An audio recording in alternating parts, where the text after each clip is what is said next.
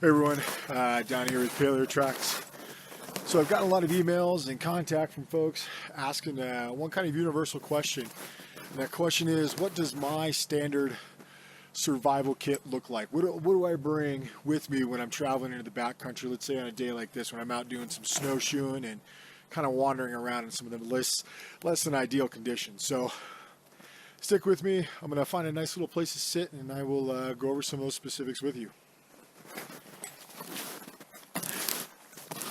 So I typically don't carry a survival kit with me. It's not my normal. I will carry a small little kit with me if I'm out in an environment like this where it's super snowy and the possibility of some sort of event happening increases just by being out here.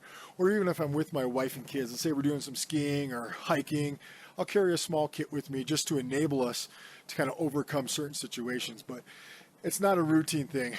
I normally don't carry a survival kit because it's just not what I do. It's not out of arrogance or negligence or anything. It's just I kind of pride myself on knowing more and being able to carry less. But certain situations dictate where a survival kit is of benefit.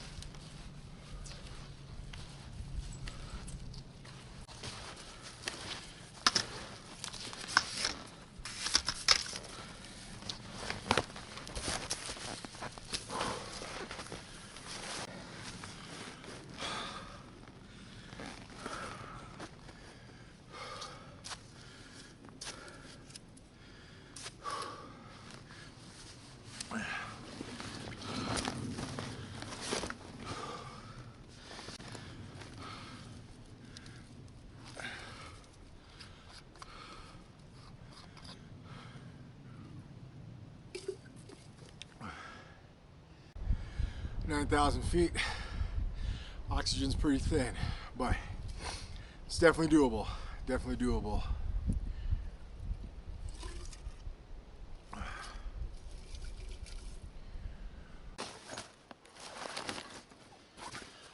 right, this is it. This is my standard survival kit, if you will.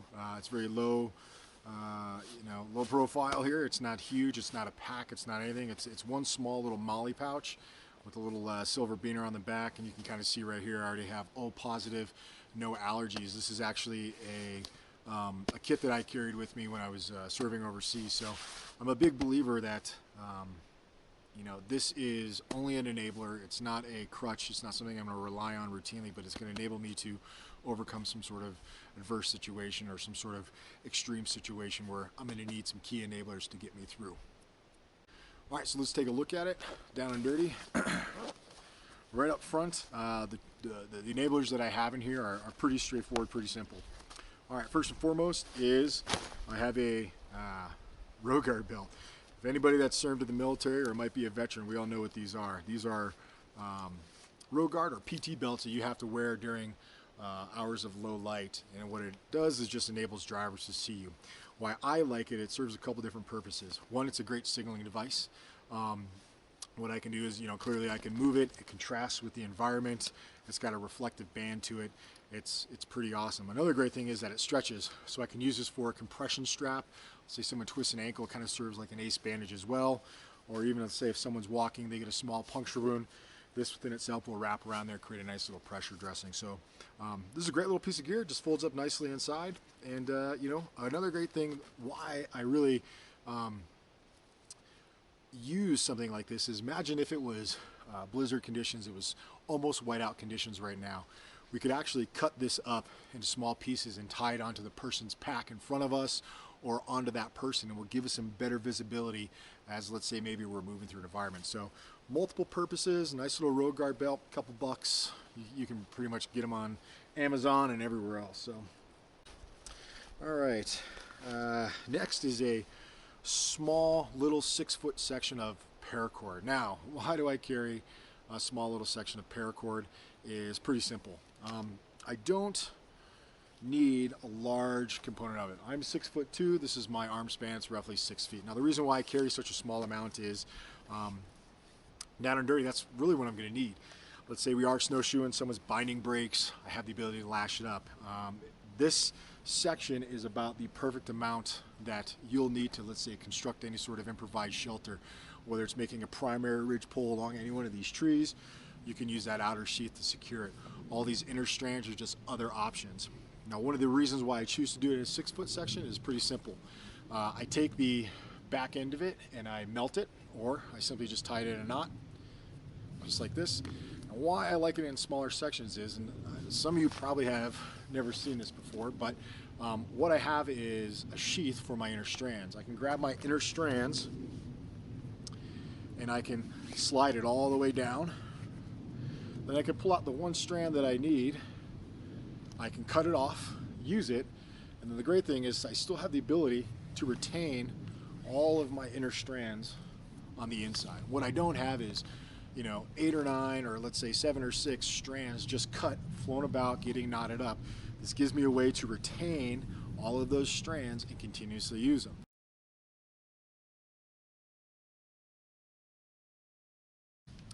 Next, I have a Ferro Rod with its own striker, and on the striker it has a little whistle.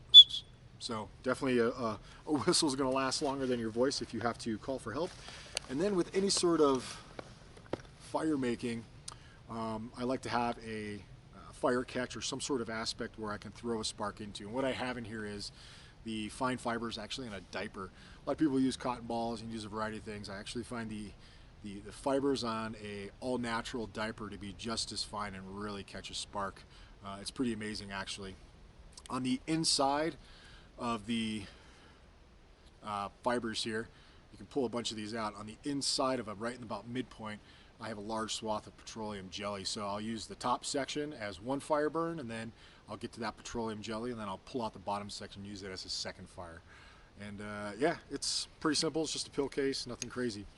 On the actual pill case within itself, I have some reflective duct tape. It's silver. It will definitely catch a light. It will definitely contrast in some of the darker colors. But yeah, that's great for signaling as well as binding agent. So fire and binding.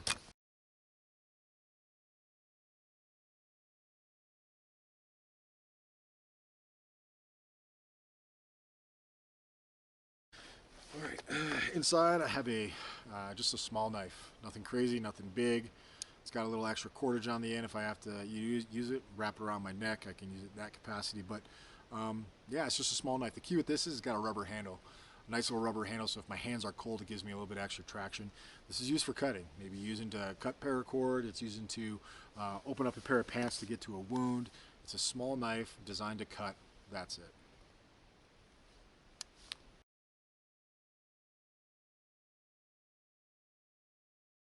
One of the key elements of this survival kit is a little bivvy here. It's an emergency bivvy. These are key. Any environment you go in, this is going to provide you a lot. One, it's a great sheltering option. Two, in a cold environment like this in the subalpine, alpine areas, it's going to give you warmth. You can wrap it around your body as well as you can use this to construct some sort of shelter. Using my inner strands of my paracord, this will be strong enough to create a little thermal layer to, keep the snow from coming down or prevent the wind from, completely taking all the heat right out of our bodies. But this in itself is paramount. Next, I have a water system, and it's just a little Sawyer water purification. The great thing about this, it has a small little container. And the reason why I like this container is, one, I can scoop water up in it. Two, if I can scoop snow up into it, I can blow into it, I can pile snow in. But it is movable. And why I want it to be movable is that I can put it, if I need to melt it quickly, I can also melt it underneath some of the hotter portions of my body, underneath my armpits, behind my legs, in my crotch, the small of my back, and I can melt that snow. Yes, it's going to be cold, but if I need water and I need an aspect of melting it relatively quick, I can put it in there. Now, one thing you can do, you can cover it in black duct tape and hang it in a tree, get a little bit more of a thermal connection there from the sun, but it's the preference of the individual. I found it to work just the way it is. And then with it is also the actual purification system that screws in like this. So fill with dirty water, drink the clean water. It's essential. I have a small little flashlight with an extra battery, just a little pen flashlight. The hours start getting dark. Let's say we're out for a day hike and I didn't bring any headlamps or anything. Hey, I know this will help us. Maybe I can hand this to my kids and they can get a better footing. It's just one of those things you can use for signaling if you're in duress or some sort of situation where you hear a party over in the distance. I can be blowing on my whistle, hitting the light as well, giving multiple signals, sound, so on and so forth, and an extra battery.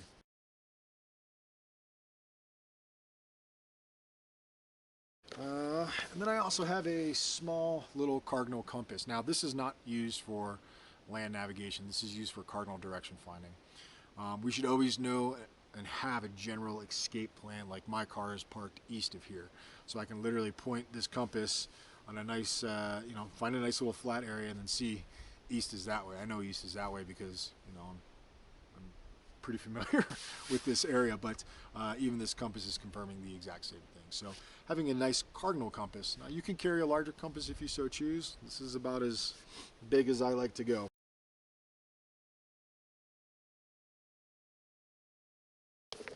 And then last but not least, I have a kill card. Anyone that's been in the military, on a deployment or something like that, you would carry a kill card. It's just kind of your personal information you can bring out of the wire with you. In case something was to happen, they could identify you. Maybe they could treat you with sort of, or triage you with any sort of immediate blood or so on and so forth. But yeah, I just carry a small little ice card or kill card. It just lets people know my first initial, my last name, my blood type, that I have no allergies. So let's say if a search and rescue was to come and find me and they have to start treating me for some reason, I don't want to be allergic to something, and then they start pumping me full of it, and then I have an allergic reaction on top of whatever injury I just sustained. So on the back you have some personal information, your phone number, maybe your spouse's phone number, or point of contact, an address, doctor, any medications. You can really add as much as you want on there, but as somebody who's served in search and rescue units, we look for these things at times. If we find a person, this is something that will immediately let me know how I can help triage this person. All right, so that's my survival kit in a nutshell. Pretty simple, right? I got the basic components for, fire, shelter, water, safety, signal. Now, granted, I don't have any food or anything in there, but luckily for me, I carry a little bit of reserves, and most people can go for a great deal of time without any food.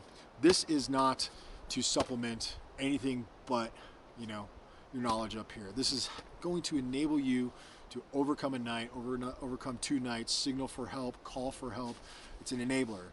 Don't think about this as, if I don't have this, I can't do anything. Don't think like that. Think that I already have a lot up here. This is going to enable me to do just a little bit more, to help me overcome this situation, to make sure my family is warm, to make sure my friends can get back to their car. That's what this is designed to do.